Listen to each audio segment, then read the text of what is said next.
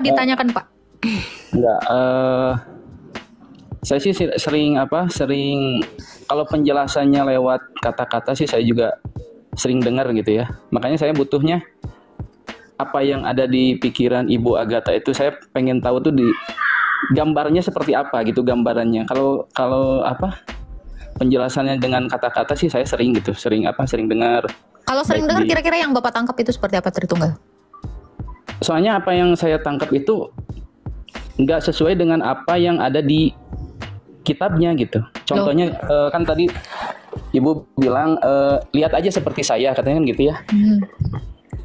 Tapi setelah saya baca di kitab pokoknya saya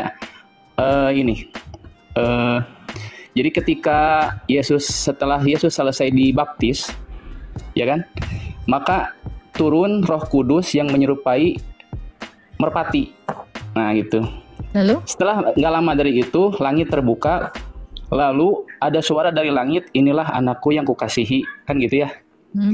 Berarti setahu saya gitu, misalkan sepemahaman saya, di situ ada 3 objek gitu. Bukan Yesusnya objek, ada, Allah itu bukan objek. Roh Kudusnya ada. Iya, maksudnya ada 3 zat lah gitu lah ya. 3 realita, 3 realita berbeda dalam satu hakikat. Oh, nah ya oke lah. Ya pokoknya itulah ya, itu ya. Berarti kan di situ realitanya terpisah-pisah kan? Realita apa yang terpisah? Ya, Roh Kudusnya berbentuknya merpati, ya kan? Roh Kudus tidak pernah berbentuk merpati, seperti merpati. Atau lalu? Gimana? Saya lupa ayatnya, cuman saya yakin nggak apa-apa, itu lanjutkan aja. Iya.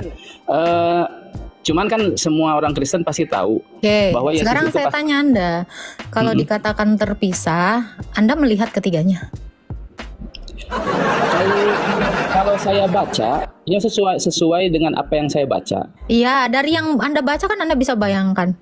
Di situ ada Bapa, ada Roh Kudus yang menyerupai merpati. Bentar, dengan wujud awan, langit yang terbelah. Di situ ada seperti Roh Kudus yang berupa merpati, seperti merpati. Di situ ada Sang Firman. Di mana Pak terpisahnya? Nah itu di situ kan bahwa di langit itu terdengar, inilah anakku yang kukasihi, kan gitu ya, iya kan? Nah seperti yang Anda jelaskan tadi bahwa sekarang sebentar. Yang berkata itu Sang Bapa. Iya. Lalu Roh Kudus itu dari mana? Nah saya juga nggak tahu. Nah itu kan tadi gini rangkaiannya nih, Anda bayangkan. Makanya kan tadi saya bilang. Dengan langit terbuka. Karena langit itu pasti disertai awan-awan tanda kehadirat Allah. Langit itu terbuka. Dari langit itu juga suara terdengar, itu firman. Dan ada yang turun juga dari situ. Itu kan bersatu mereka di dalam itu. Satu kesatuan loh itu. Nggak ada yang terpisah. Kenapa? Karena Yesusnya ada di bawah. Sebentar, Anda kalau mau tahu, ketritunggalan itu tidak pernah terpisah. Yang Anda lihat kan kemanusiaannya Yesus tadi. Makanya tadi saya suaranya kecil. Suara lu kecil. Karena jauh. Yang Anda pikirkan itu kan kemanusiaan Yesus. Makanya tadi saya bilang, firman itu satu di dalam Sang Bapa. Itu tak terpisahkan. Ya, yang Anda lihat mungkin kemanusiaannya. Tadi saya sudah katakan, 2 hal ini harus dipisahkan antara Tritunggal dengan dogma Kristologi. Jadi Anda melihat seolah-olah terpisah-pisah. Kalau saya boleh analogikan, Pak Rizal, kira-kira Pak, ketika saya bersuara di rumah Anda, saya terpisah nggak dari suara saya Pak? Silakan Pak Rizal. Terpisah. Kalau saya terpisah dari suara saya atau pikiran saya, kok saya masih bisa bicara? Nah, kalau Anda, nih saya kasih tahu, Anda mau tahu rasanya terpisah itu seperti apa? Pernah lihat mayat? Pernah. Bisa ngomong nggak mayat? Ya nggak bisa. Kenapa? Karena sudah terpisah antara jasad dan roh. Saya masih bisa bicara. Kira-kira saya terpisah nggak dari roh saya? Ini napas saya keluar terus. Suara saya keluar terus loh. Terpisah nggak saya dari tubuh saya ini, dari nafas dan suara saya? Kalau Anda nggak terpisah. Nah itu sama seperti peristiwa pembaptisan. Di situ ada Sang Bapa, ada Firman yang satu di dalam Sang Bapa juga satu di dalam kemanusiaan Yesus, dan ada Roh Kudus yang datang seperti merpati. Itu tidak pernah terpisah. Kalau terpisah, Bapak bayangkan tadi tuh ngobrol aku sama mayat. Jadi ketika Anda, nah ini logika Anda di sini sudah cacat total. Ketika Anda mengatakan suara saya terpisah nggak dengan diri saya? Terpisah. Anda tidak bisa membedakan mana terpisah dengan mana yang diutus. Saya mengutus suara saya sampai ke 1.300 orang tanpa memisahkan tubuh saya dengan pikiran saya atau jiwa saya atau roh saya. Kalau mau bilang terpisah, lihat aja mayat. Gak bisa ngomong, Pak. Ini bukti, bukan janji. Saya janji mayat itu gak akan bisa gerak kecuali kau lempar-lempar dia. Kenapa? Karena dia terpisah dari rohnya dan juga jiwanya atau pikirannya. Selesai. Begini, kan tadi kan Anda bilang ya bahwa Yesus itu kan Sang Firman, betul nggak? Ya kan? Artinya kalau Yesus Sang Firman, Bapak itu kan nggak bisa ngomong. Buktinya Bapak berbicara, inilah anak yang kukasih. Iya, buktinya. Berarti nggak terpisah ya? Berarti antara Yesus dan Bapak itu terpisah. Bukan, ini saya kasih tahu ya Pak. Tadi kan saya bilang kan, gini kan, dogma Tritunggal itu bicara hakikat Allah. Kalau Kristologi itu bicara firman yang sudah mengambil kodrat manusia yang diutus oleh Sang Bapa melalui Roh Kudus. Itu dari tadi saya ulang-ulang. Cuman mungkin ya, kapasitas untuk mengingat, Anda memang butuh memori terabyte. Karena ini bukan pelajaran anak kecil yang cuman menghafal ya. Ini perlu sekali energi untuk mengerti firman Tuhan ini dengan baik ya. Jadi kalau Anda pun sudah menolak dogma saya yang pertama, ya Anda akan terus mengatakan, saya terpisah dengan suara saya. Ini padahal suara saya ini berhamburan loh. Setiap hari saya mengutus suara saya, tapi saya tidak pernah terpisah dari pikiran saya. Ini pun Anda tidak mengerti. Makanya saya katakan, kalaulah, tapi susah. Saya maklum, Anda Islam. Tapi sudah, sampai situ aja. Saya rasa saya percuma juga menjelaskan sesuatu yang ini sudah real banget dengan analogi saya, gitu loh. Ini bicara tentang memori ya Pak Prof ya. Memori dan memang, tingkat kepintaran ya. CPU-mu memang perlu di-upgrade sedikit. Iya, gitu. Makanya saya dari awal tolong digambarin gitu kan. Oke, gini Pak, saya sudah menggambarkan dengan analogi. Jadi Allah kami itu satu dalam tiga, tiga dalam satu yang tak terpisahkan. Ini bagaimanapun di dalam kidungan kita juga gitu ya Pak Prof. Satu yang tak terpisahkan. Satu dalam zat yang tak terpisahkan. Saya lupa itu kidangan. Menggambarkan gitu.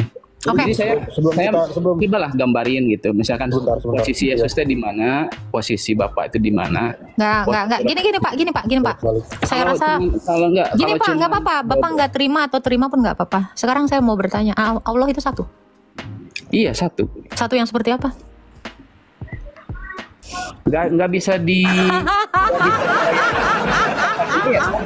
Udah ya, dia bertanya panjang lebar. Saya cuma satu pertanyaan. Allah itu satu seperti apa? Mikir lagi dong. Mungkin ngobrol 5 menit lah. Boleh. Naik lagi aja. Saya pulang. Ini ya, nanyain Tuhannya orang, mau kenal, mau tahu gitu, ditanya Tuhannya pingsan, satu nggak jelas. Aduh, satu yang nggak berfirman. Saya rasa dia cabut ya, nggak berani naik kah? Coba aja, naik lagi aja bro. Satu nggak jelas, satu yang tidak bisa dijelaskan. Satu sulit. Coba gambarin. Jadi sebentar, sebelum kita gambarkan aja gambarin, coba saya pengen tahu. Ya sebentar. Sebentar. Gak ada yang keluar, bro. Hah? Suara siapa itu nggak ada yang keluar? Satu yang mau digambarin tuh Pak Prof. Tapi Pak Prof punya ini kan tablet kan? Ntar lah gua mau beli. Punya tablet kan? Iya. Coba Pak Prof bikin satu. Bentar, aku lagi ini lagi di jalan. Aku mau nanya sesuatu kan tadi tentang gambar itu. Dia penasaran sama gambar. Tapi kalau kita gambarkan sedikit ya, kalau orang-orang Kristen itu dari dulu tuh berdoa, sembahyang. Sampai sekarang kita sembahyang. Saya sama Agatha tetap sembahyang. Nah, sebelum sembahyang itu wajib membasuh tangan, ya, tangan, kaki, muka, telinga, lengan. Nah, itu berapa kali, Tak? 3 kali ya? Kenapa 3 kali? Tritunggal. Tritunggal ya, kemuliaan kepada Sang Bapa sekali, kepada Sang Putra, kemudian yang terakhir kepada Sang Roh Kudus. Nah, saya mau tanya, Bang Saifullah itu wudunya berapa kali basuhan? Kalau wudu mau sholat? 5 kali. Hah? Apa? Aduh. 5 kali. 5 kali? Anda mazhab siapa 5 kali? 5 kali? Bukan 5 kali sehari berwudu gitu. Bukan, nanya dalam itu. 1 kali wudu berapa kali basuhan? Itu pertanyaan. Oh, 3 kali. Kenapa 3 kali? Kenapa nggak 4 kali? Karena dari Nabi dicontohkannya seperti Loh, itu. saya butuh jawaban, saya nggak mau jawaban seperti itu. Kan saya itu ibadah sesuai dengan apa yang Loh, kenapa nabimu basuhnya 3 kali? Jangan-jangan dia Tritunggal. Loh, 3 kali dalam 1 basuhan. Coba 4 kali bisa nggak? Kamu wudu 4 kali bisa nggak? ya nggak Sangat. bisa. Loh, kok nggak bisa? Contohnya udah dicontoh itu Kenapa harus 3 kali, Bang? Saya butuh Karena gambaran. contohnya udah 3 kali di sana. Saya butuh gambaran. Kenapa harus 3 kali? Kenapa nggak boleh 4 kali, 5 kali, 6 kali? Kenapa? 2 kali boleh nggak? Sekali boleh, itu wajibnya sekali. Mana Muhammad Iya. wudu sekali? Ada nggak? Data Nggak ada. Muhammad wudu 1 kali basuhan? Ada wajibnya 1 kali. Di mana? Jangan bilang wajibnya 1 kali, kau ini nipu aku. Kalau saya bisa tunjukkan, saya tunjukkan gitu kan ini lagi Iya, mana? lagi ngobrol. Lu kan nunjukin aja gampang. Nanti kita gambar. Kamu kan minta kita gambar. Nah, sekarang sebelum Iya, gambar biar kita sekarang tahu dulu. tinggal gambar Jangan-jangan aja. nih. Jangan-jangan kamu minta gambar tentang Tritunggal. Muhammad sendiri ternyata menyembah Tritunggal. Ya enggak lah. Loh. Ya kenapa begitu berat bagi Anda cuman untuk menunjukkan gimana gambarnya penjelasan Tritunggal, kan cuman itu Loh, aja. kita dialog di sini. Kalau cuman kita- penjelasan dari awal saya udah bilang, saya sering dengar gitu kan. Oke, Bapak bisa Saya menggambarkan jadi satunya penasaran Allah? gitu. Sebentar, Bapak bisa menggambarkan satunya Allah? Satu ya satu gimana? Oke, Tinggal satu tulis seperti aja ini. Allah gitu. Satu begini? Bukan. Satu gimana? Tulis Bisa satu nggak Bapak Allah. gambarkan? Tadi kan Anda bilang bisa. Coba. Ya gimana cara? Kan saya Loh, gimana caranya kok nanya saya? Saya kan nggak bisa di sini kan Oke, saya Anda mungkin nggak bisa menggambarkan satunya Allah, ya kan? Tapi Anda sudah bisa mengatakan tadi Allah kami seperti terpisahkan gitu. Sekarang saya tanya, satunya Allah itu satu seperti apa sih? satunya seperti apa, maksudnya gimana? Kan Anda Ya satunya misalnya Allah Ibu dong. Agatha, Apakah Ibu Agatha Anda mau satu, bilang Ibu Agatha gini, satunya Allah seperti ini? Allah tuh laisa kamisli sayau, jadi tidak bisa diserupakan dengan apapun. Allahnya Ibu tidak Agatha- bisa diserupakan Ibu dengan- Agatha itu ada 1 ada 2. Benar-benar. Iya. Salah Enggak, Ibu putih Agatha dalil satu tuh, itu atau mesti dua? dikasih tahu tuh. Itu pembodohan buat orang Islam ya. Salah, Laisa kamisli sayun itu adalah tidak ada sesuatu pun yang menyerupai Allah, Nah, bukan serupa, Allah iya. tidak menyerupai sesuatu pun. Iya gitu. Makanya tadi kan Ya kebalik itu, jangan Anda kayak gitu. kebalik. dia diserupakan dengan benda yang tadi ditunjukkan. Coba Makanya coba tidak bisa pelan-pelan diserupakan. Pak. Coba pelan-pelan. Laisa kamisli sayun artinya Tidak ada yang setara atau tidak ada yang serupa dengannya kan gitu. berarti sesuatu tidak bisa menyerupai dia gitu kan? Iya, Kalau dia menyerupai sesuatu bisa nggak? bisa. Bisa. Cuman bedanya Berarti bisa nggak Allah menyerupai manusia? bisa, cuman Allah tidak mau. Di Bedanya mana katanya Allah tidak mau? Di mana dalilnya Allah tidak mau? Walam yakul lahu kufuwan ahad. Artinya, Dia tidak lam yalid walam yulad walam yakul lahu, tidak ada yang setara dengannya. Walam yakul lahu kufuwan ahad, tidak ada yang setara. Artinya Allah itu maha segalanya. Allah maha bisa berbuat apa saja, cuman Allah Allah tidak. bisa jadi batu nggak saya tanya? Bisa, semuanya bisa. Apa yang kalau Allah bisa ada yang tidak bisa, berarti itu bukan Allah. Cuman masalahnya Allah tidak mau. Di mana dikatakan masalahnya Allah tidak mau? Itu walam yakullahu kufuwan ahad. Apa arti walam yakulahu kufuwan ahad? Dengannya. Jadi Allah tidak mau disetarakan dengan apapun. Al-Ikhlas, coba Al-Ikhlas. Ayat terakhir. Ya bacalah. Ya, itu tadi sudah baca. Al-Ikhlas kalau konteksnya seperti yang kamu baca, tentu Allah nggak pernah akan jadi pohon di Al-Qasas 30, bro. Di An-Najm Itu tidak di An-Najm ayat 9 dia nggak mau jadi api. Itu sudah fatal kamu mendahului Allahmu. Kamu bilang Itu- dia nggak mau, tahu dari mana kamu pikiran Allahmu? itu bukan Allah jadi api atau jadi pohon. Saya tahu itu ayatnya. Cuman masalah gini, Allah itu berkuasa atas, innallaha ala kulli syai'in qadir. Allah itu berkuasa atas segala sesuatu. Jadi kalau Anda nanya, Sebentar. Kalau Allah berkuasa, kenapa Anda membatasinya tadi? membatasinya apa? Dengan cara dia tidak mau. Di mana Allah mengatakan tidak mau? Ya tadi. Batasi kuasanya. Walam yakul Kamu lahu. lagi seperti gini loh. Jadi gini, sama jadi gini. anakmu, nak, kamu tuh nggak boleh makan itu. Kamu lagi bilang gitu. Saya tahu nak, kamu itu nggak mau makan itu. Loh, Anda ini sudah membuat Allah Anda seperti anak kecil. Ya kan? Jadi begini, Nah. misalnya Anda kan perempuan nih, mau nggak jadi waria? Bisa nggak jadi waria? Bisa aja, cuman Anda kan nggak mau. Jangan bawa-bawa Saya aku tanya, entok enggak dong. sebentar, saya tanya, Jangan waria itu jadi artinya apa? aku entok dong. Ini pun dia salah. Waria Iya. itu apa?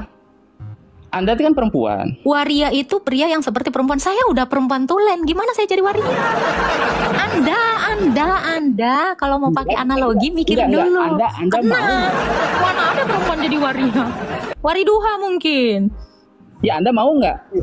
Apa? Mau apa? Orang Jadi kamu aja udah wariduha. salah. Orang saya perempuan kok mau jadi seperti perempuan. Itu kamu. Laki-laki. Ya, kamu bisa nggak jadi seperti Ratu Entok? Bisa kalau kau. Kalau saya salah, saya cewek. Iya kan? Jadi Allah itu. Jadi gimana lagi nih? nggak mikir dulu. Pertanyaan saya yang awal ini gimana? Anda aja nggak belum gambarin? bisa. Anda Gambarin. dari tadi, Digambarin. Bang. Saya menjelaskan begitu banyak ya, tapi Anda tidak bisa menjelaskan. Saya dengarkan penjelasan Anda tentang Allah Anda yang satu itu seperti apa? Apakah satu seperti ini, atau satu yang memang hayalan, atau satu dalam buku? Saya nggak tahu satunya Allah Anda seperti apa. Jelasin dulu dong. Saya akan mendengarkan dan mencerna apa yang Anda sampaikan. Silakan. Ya Anda juga nggak pernah menjawab pertanyaan saya. Anggaplah Di saya nggak awal, menjawab di- pertanyaan di- Anda di- selama 15 menit terakhir tadi. Anggaplah saya Kan tidak saya- menjawabnya. Saya kan tadi, Gini bang, saya kan bang, minta. bang. Gini bang. Anggaplah saya tidak mampu menggambar. Nggak apa-apa. Sudah saya bilang saya lagi malas menggambar.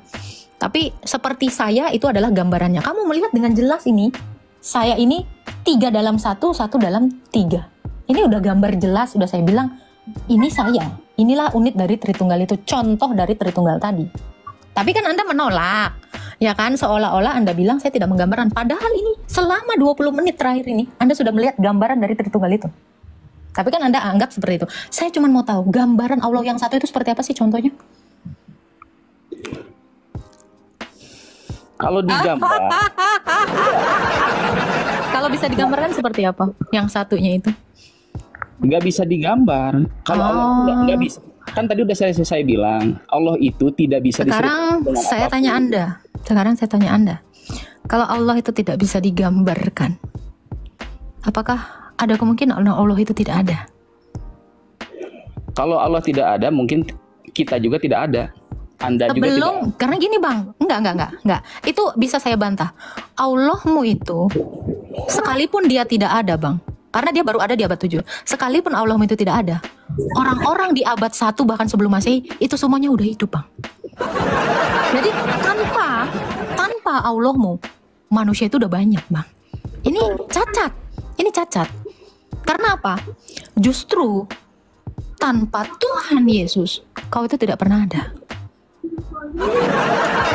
Saya bisa pastikan, pertama, tanpa Tuhan Yesus kau tidak akan punya agama dan tidak punya nabi yang bernama Isa. Tanpa Tuhan Yesus kamu tidak akan mengenal siapa itu Adam. Tanpa Tuhan Yesus kamu tidak mengenal siapa itu Musa. Tanpa Tuhan Yesus kau tidak mengenal itu siapa Nuh. Tanpa Tuhan Yesus kamu tidak mengenal siapa Abraham. Kenapa saya katakan itu? Karena Yesus itu memerintahkan murid-muridnya untuk menuliskan kesaksian mereka di sini. Tanpa Allahmu, manusia itu hidup dengan damai. Dan tanpa Allahmu, semua manusia itu bisa dibangkitkan. Kenapa? Karena bumi ini yang membentuknya adalah Tuhan saya. Sebelum diklaim sama imanmu yang baru muncul di abad 7. Bisa nggak imanmu itu berdiri tanpa Isa? Saya tanya. Bisa lah. Gak akan bisa, gak akan bisa. Tetapi imannya orang Anda kan Kristen. mengklaim tadi. Dengar, oh saya nggak klaim, saya nggak Anda klaim, kan saya bisa mengklaim. buktiin. Anda kan Sebentar, tadi- saya nggak klaim, saya bisa buktiin. Tanpa Allah SWT, tanpa Quranmu, tanpa nabimu, Nabi Islam Muhammad, orang Kristen itu berdiri. Tetapi tanpa Yesus Kristus, nggak ada. Itu surah Maryamu itu tidak ada. Betul nggak Pak Prof? Ali Imronmu itu tidak ada. Ada, betul. Tidak ada. Bahkan Isamu itu tidak pernah ada. Surah Al-Baqarahmu tentang sapi-sapian itu tidak akan pernah ada. Saya bisa pastikan orang Kristen sebelum ada Islam sudah berdiri tegak melalui gerejanya. Saya katakan kepada Anda, kami tidak butuh agama Anda untuk memvalidasi agama kami, tetapi kalian semua butuh Tuhan saya untuk memvalidasi semua iman kalian. Saya bisa pastikan itu. Anda tadi kan mengklaim, katanya Yesus bisa apa tadi? Itu fakta tadi. Lari kau. Lari kau. Tapi Yesus sendiri bilang, Bagaimana "Aku kalau tidak kita dapat buktikan Pak berbuat Prof? Bagaimana apa-apa." kalau kita buktikan Pak Prof? Abad kelima siapa? Satu bangsa, satu orang deh yang sudah beragama Islam. Abad 5. Tapi udah ada orangnya belum? Belum ada juga. Enggak, saya tanya. Manusia udah banyak belum? Manusia Sebelum udah ada dong. Islam. Udah ada dari zaman ada. Banyak. Sebelum ada Yesus juga manusia udah banyak kan? Yesus tidak diciptakan. Yesus adalah pencipta. Itu. Nah kita logika-logikaan aja bang. Kita logika-logikaan ya. Materi-materi busuk ya. Allahmu itu tidak pernah dibuktikan ada.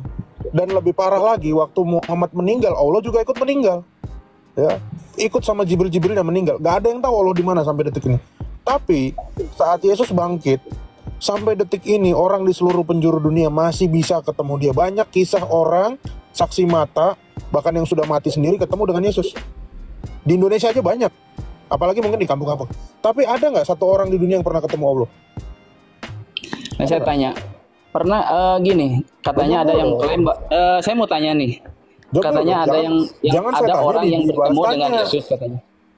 Katanya ada yang pernah bertemu dengan, coba bisa gak digambarin gitu, Yesus yang dia ketemu itu sama nggak sama yang kayak di Sama, foto? rupanya di cahaya. patung? Semua bertemu tuh cahaya. Berarti dia nggak Semuanya lihat bertemu cahaya. wajahnya dong? Konsisten dengan apa yang ditemui oleh Rasul Paulus. Konsisten dengan apa yang ditemui. nggak melihat wujud kayak misalkan mukanya, matanya, rambutnya gitu. Ya dia dalam kemuliaannya, tapi ada nggak satu aja Allah? Kalau nggak ada orang Islam, saya tanya deh, Muhammad pernah ketemu Allah nggak bang? Ya. Pernah. Di mana? Di mana? Waktu Isra Mi'raj, cuman beliau tidak karena tertutup oleh cahaya kemuliaannya. Dan belum pernah ada satupun manusia, baik pun itu nabi, Nanti buka Asyura ayat 51 kita buka nanti. ketemu sama Allah. Coba baca dulu Asyura ayat 1. Ayat berapa Pak Prof? 51. Ayat 51. Kita bacakan ya. Tapi gini, Itu sebelum kita Ibu buka Agatha, Asyura ayat itu 51 apa? ya Pak. Saya mau tanya itu Ibu Agatha yang Sabar. apa yang Sebelum gambarnya kita Yesus itu masuk- seperti itu. Sebelum kita masuk ke Asyura ayat 51. Kalaulah memang ya di dalam imannya Islam Muhammad itu bertemu dalam peristiwa Isra Mi'raj. Kenapa tidak dituliskan secara lengkap di dalam Qur'anmu hal yang paling fundamental ini yang merupakan dasar dari tiang agama kalian dengan perintah sholat? Kenapa tidak ada? Apakah? Nih ya, saya bingung loh. Yang paling fundamental mana sih Qur'anku? Yang paling fundamental dalam iman kalian, kenapa tidak pernah ada di dalam kitab kalian itu secara komprehensif? Kenapa peristiwa sebesar Isra Mi'raj itu harusnya diceritakan detail dong di sini? Itu diceritakan detail dalam hadis, Ibu. Kenapa di hadis? Apa fungsinya Qur'anmu ini?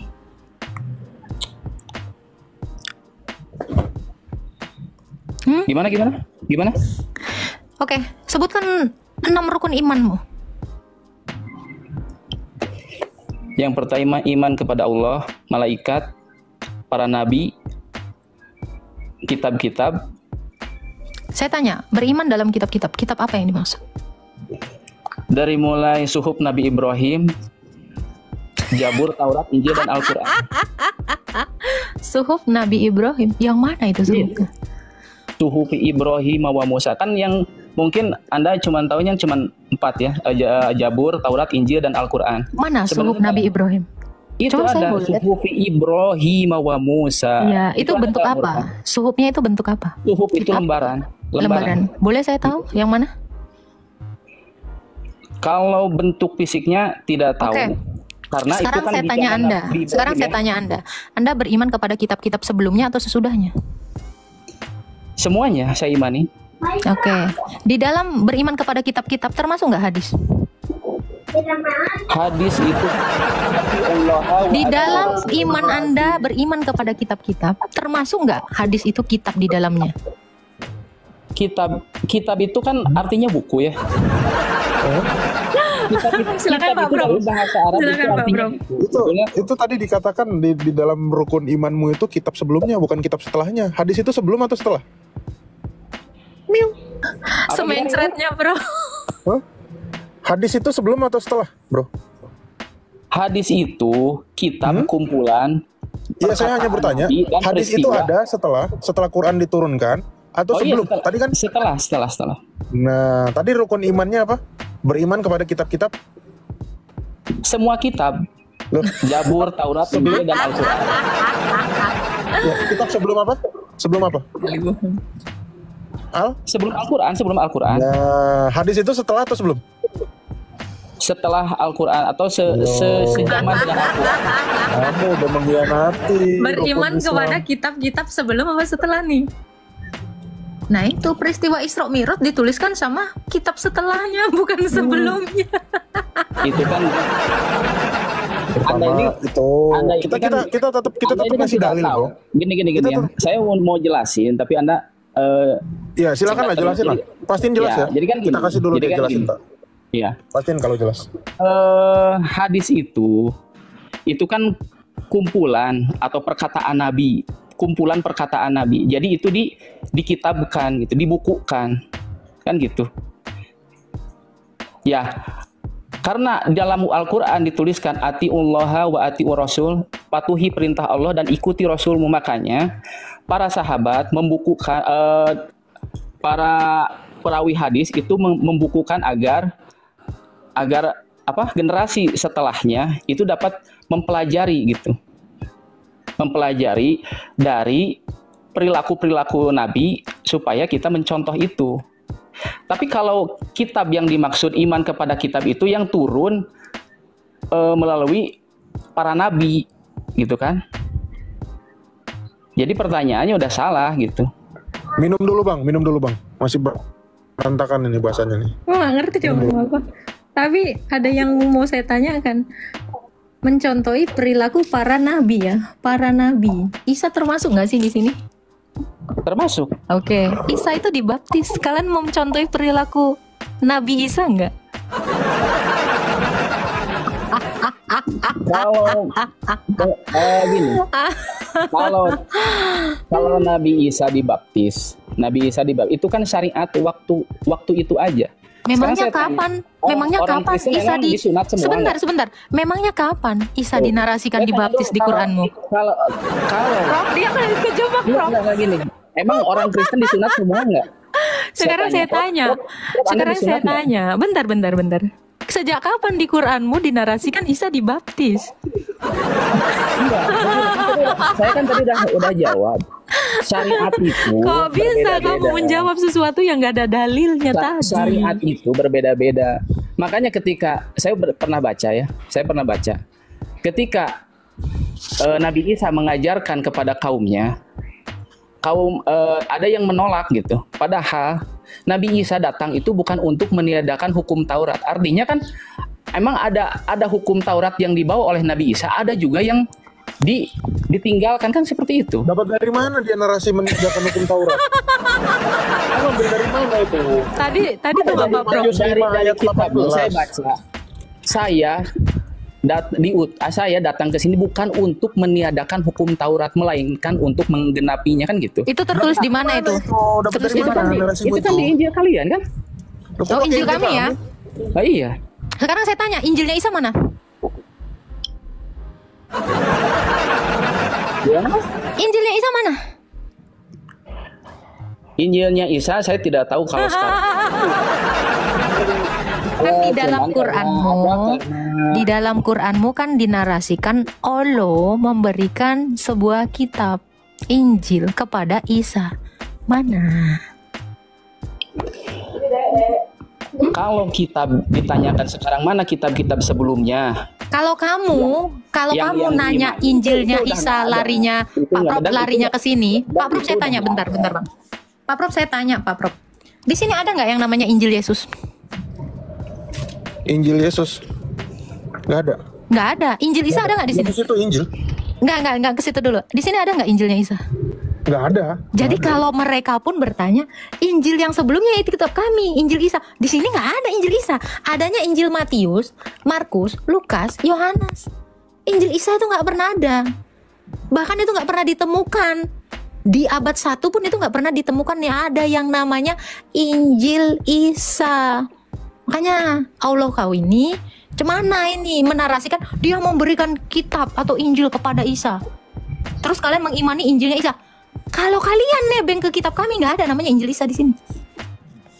Sampai kau mati botak sariawan, sampai Fir'aun hidup jeget-jeget, nggak akan nemu kau Injil Isa di sini. Jadi jangan nyontek di sini. Nggak ada Injil si Isa di sini. Bukti Karena kedua, Isa. Silakan. bukti kedua kebodohan. Sorry ya. Bukti kedua kebodohannya Allahmu itu adalah Injil. Nah, Injil itu apa emang artinya, Bang Saiful? Itu bahasa apa tuh? Saya tidak tahu kalau artinya Injil itu, saya nggak tahu. Astaga, malu-maluin lo, kata temanku gitu. Terus ngapain disebut Injil? Emang ini yang kamu tahu Injil itu apa artinya? Lo Injil tuh bahasa Yunani, artinya adalah kabar baik. Allah mau aja nggak tahu, kau apalagi 3 kali basuhan nggak tahu. Jangan-jangan emang Muhammad tuh Tritunggal, jangan-jangan ya? Atau mungkin Kristen kali? Jangan. Tapi dia juga nggak bisa menggambarkan satunya Allah. Semua nggak Karena ada. tidak boleh- Yang bisa karena dia jawab itu nggak ada. tidak boleh digambarkan. Saya itu bukan menggambarkan Tritunggalnya Tuhan. Jadi kan tadi dijelaskan bahwa ada Yesus, ada Roh Kudus, ada Bapa. Dia posisinya begini-begini. Nah, begini-begininya itu tolong digambarkan. seperti apa. Menurutmu, benar nggak sih Allah ngasih kitab Injil sama Iya. Isa? Iya. Kok bisa kamu percaya sesuatu yang nggak ada? Karena Oke, nggak apa-apa lah bro, ya. Saya mau tanya satu hal, tapi tolong jawab dengan jujur ya. Boleh? silakan. Penulis surah Al-Baqarah siapa? Yang menuliskannya atau yang gimana? Yang menurunkannya? Penulis surah Al-Baqarah. Saya rasa ini jelas sekali. Nulis gitu ya. Penulis surah Penulisnya Al-Baqarah. para sahabat yang nulis. Satu namanya? Utsman bin Affan. Oke. Di mana di dalam surah Al-Baqarah dia menuliskan itu? Di mana dia mengatakan bahwa dia menulis surah Al-Baqarah? Loh, kalau orangnya aja, Utsman bin Affan aja, nggak pernah mengakui menulis Al-Baqarah. Kok bisa kamu menuduh dia menulis surah Al-Baqarah? Gini. Dalam Islam. Pak Prof, saya tanya. Bohong lagi tak. Al-Baqarah turun itu Utsman bin Affan belum masuk Islam. Berarti yang nulis orang kafir dong. Bohong ini. Kamu kok bohong terus sih? Mengajaran Islam tuh bohong terus ya? Ini kan yang pertanyaan siapa yang menulis Al-Baqarah kan gitu. Pertanyaannya siapa yang Ya, waktu menulis Al-Baqarah turun, Utsman bin Affan udah Islam belum? Dengerin dulu. Loh, jawab dulu, udah Islam belum? Ya, dengerin dulu biar ini Lo jawab aja, iya atau enggak? Ini kan saya mau Jangan jawab ini. dibuat-buat, bro. Kan karena kalau saya langsung jawab, Anda nggak akan ngerti. Jadi saya harus jelasin dari awal dulu. Coba jawab. Iya atau enggak? dengerin dulu ya. Iya atau tidak? Jadi kan gini, Nggak usah muter-muter, bro. Kasihan kota yang di bawah nonton. Allah itu kan Pertanyaannya menyampaikan gampang. firman-Nya Waktu itu. Al-Baqarah Iya, turun, makanya ininya kan jadi saya Utsman bin Affan udah masuk Islam belum, Bang? Saya ini mau jawab, jangan dijeda dulu ya. Boleh nggak? Boleh nggak, Prof? Boleh nggak? Silakan muter-muter dari tadi. Oke. Muter-muter buang kota. Begini, Allah itu menyampaikan firman-Nya lewat malaikat Jibril. Malaikat Jibril Itu nggak menyampaikan. usah dijelaskan mekanisme Iya, itu kami iya, udah iya. tahu, nggak usah itu terlalu Nah, basi. kalau udah tahu, Saya tanya penulisnya ini Al-Baqarah ini siapa? Kalau kamu mengatakan Utsman bin Affan, jadi kitab itu gimana penulisnya gimana? Yang jadi kitabnya atau gimana penulisnya? Nggak ada yang nulis. loh, jadi Quran kau itu gedebuk dari ini, dari sorga, nggak ada yang nulis gimana sih? Iya kan tadi yang salah satu penulis Al-Quran itu para sahabat kan Saya nggak gitu. Jadi nanya salah satu penulisnya, saya tanya yang menulis Al-Baqarah, surah Al-Baqarah. Yang saya tanya Iya. itu siapa? Di mana? makanya Siapa dengerin tadi dulu, namanya? kan saya tadi Siapa tadi namanya?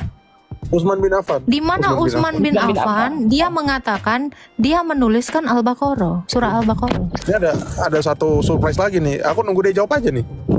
Silakan, Iya. lanjut. Makanya kan Selesaikan narasi. setelah Nabi Muhammad itu meninggal kan itu Al-Quran itu kan tidak dikitabkan seperti sekarang kan gitu ya. Nah, biar tidak tercecer, biar tidak hilang, maka para sahabat menulis menjadikan satu kitab.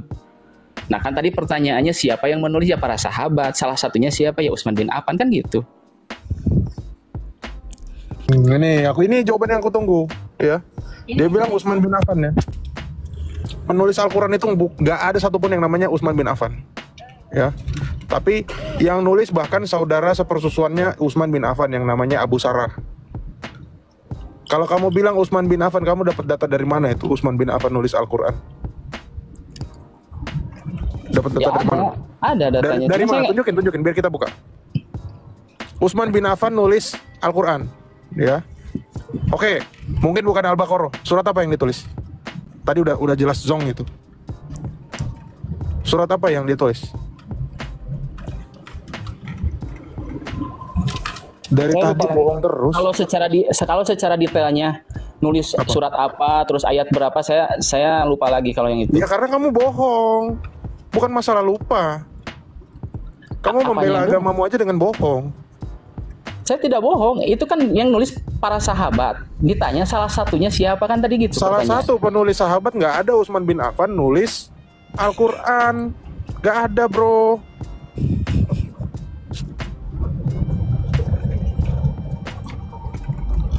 Inilah masalah di kalian ini, membela kebohongan dengan bohong dan bertakiahnya dengan bohong juga. Jadi menggali kuburan sendiri dengan apa? Kebohongan. Itulah ajaran Islam. Ya ini teman-teman pikir aja, anak cucu kalian, saudara kalian dapat pasangan orang-orang kayak gini, ya. Orang-orang Islam. Inilah bahayanya di masa depan AI itu, AI ya. Apa kepanjangan AI tak? Agama Islam.